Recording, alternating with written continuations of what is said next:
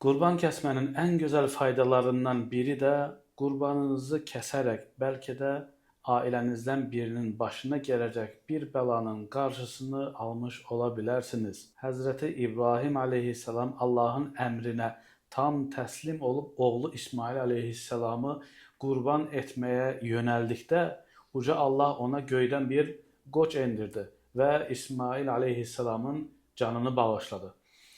Bəlkə də kəsilən hər bir qurban bir bəlanın və bir müsibətin qalxmasına, bir ailənin qorunmasına vəsilə olur.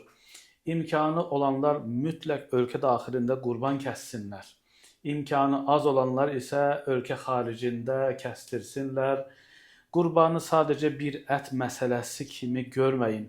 Çünki Allah qatında üstünlük malda deyil, təqvadadır.